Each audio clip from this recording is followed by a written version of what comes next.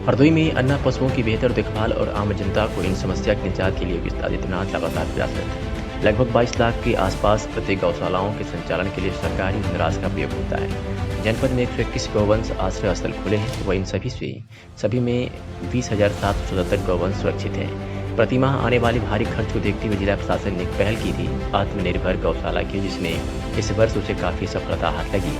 लगभग 6 लाख की आमदनी इस आत्मनिर्भर गौशाला से प्राप्त हुई, जिसके बाद जिला प्रशासन लगातार आमदनी के लिए नए माध्यमों को चुना है, जिससे प्रतिवर्ष एक अच्छी खासी आमदनी से गौशाला का खर्च निकलेगा और कम से कम सरकारी धन का व्यय हो सकेगा।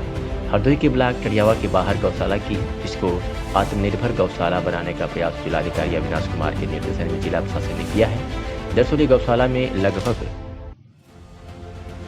9 हेक्टेयर भूमि पर स्थित है व 206 गौवंश सुरक्षित हैं। जिलाधिकारी हरदोई ने एक मूल्यांकन समिति का गठन किया है, जिसमें पशु विभाग, मत्स्य विभाग, कृषि विभाग व भूमि संरक्षण विभाग से ब्लॉक के अफसर शामिल हैं।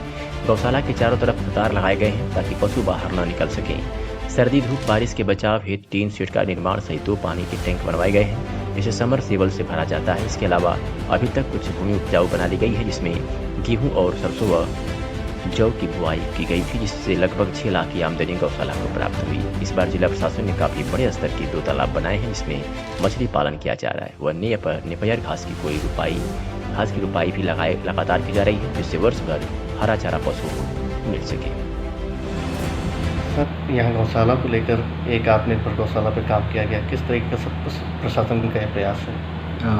देखिए, माननीय मुख्यमंत्री जी के निर्देश के क्रम में हर नया पंचायत में हम लोग गौशाला का निर्माण कर रहे हैं और उसी के क्रम में हम लोग ये भी प्रयास कर रहे हैं कि जो हमारी गौशालाएं हैं वो सरकारी धनराशि पे कम से कम आश्रित रहें। तो हमने उसी के लिए एक प्रयास किया है। बहर गौशाला जो टडियावा ब्लॉक में है, उसमें हम लोगों ने जो अतिरिक्त पड़ी हुई हमारे पास भूमि थी गौशाला से लगी हुई, उसमें हमने चारागाह की जो भूमि थी उसमें हम लोगों ने नेपियर ग्रास लगाई है और पेड़ लगाए हैं जो छाएं दे सकें और तालाब खोदे हैं 2 और शेष भूमि में हम लोग खेती भी कर रहे हैं। तो इससे जितनी भी आमदनी होती है उसको हम लोग गौशालाओं के अनुरक्षण में इस्तेमाल करते हैं, जैसे चारा, भूसा, बिजली का बिल, इन सब के केयर टेकर का जो खर्चा है वो निकल सके।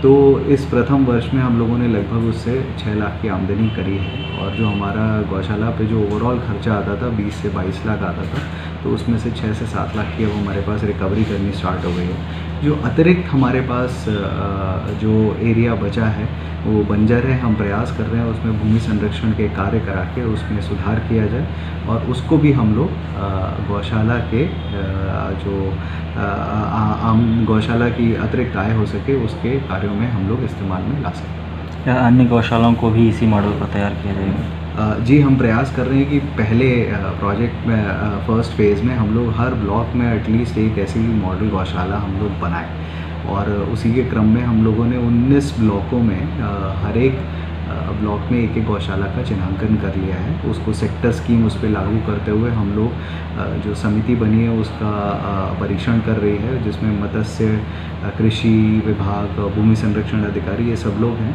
वो इसका परीक्षण करते हैं, एनालिसिस करते हैं और उसके बाद हम लोग उन गौशालाओं को उपयोग करते हैं।